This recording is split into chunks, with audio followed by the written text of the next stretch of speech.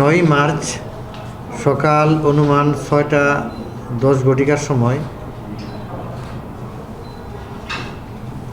শীতলক্ষা ফাঁড়ির এএসআই লুৎফর সে যখন মণ্ডলপাড়া ব্রিজ থেকে নগর ভবনের দিকে ডিউটিরত অবস্থায় ছিল, তখন 3 জন দুর্বৃত্ত মোটরসাইকেলে করে তাকে চাপাতি দিয়ে কোপ মারে এবং ছুরি দিয়ে তাকে আঘাতের চেষ্টা করে এবং তার কাছ থেকে অবশেষে পিস্তলটি ছিনিয়ে নিয়ে যায়।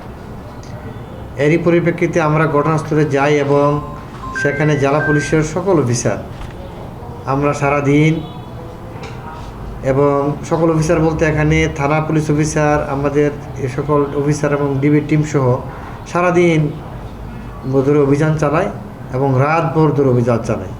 সবশেষে রাত আনুমানিক 3:15 সময় বন্দর থানা এলাকা থেকে মিশাল নামক এক ছেলেকে আমরা গ্রেপ্তার করি এবং তার দেখানো মতো সেখান থেকে আমরা সেই ছিনতাইকৃত পিস্তলটি গুলিসহ এবং ম্যাগাজিন সহ সেখান থেকে আমরা উদ্ধার করতে সমর্থ হই।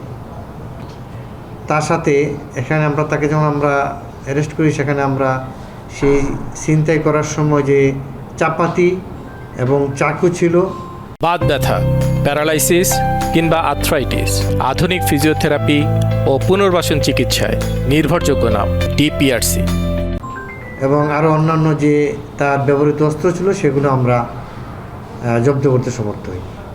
এই মামলায় একজনই গ্রেপ্তার আছে, যে ছিনতাই করেছে একজন আছে।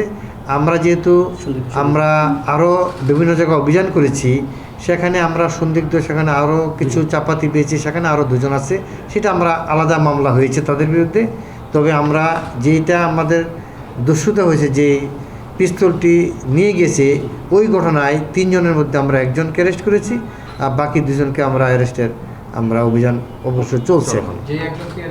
তার মধ্যে একটি দর্শন মামলা আছে এবং সে আমরা জানি যে সে মাদকাসক্ত, এবং আরও দেখছি যে আরও কী মামলা আছে, আমরা আরও দেখছি।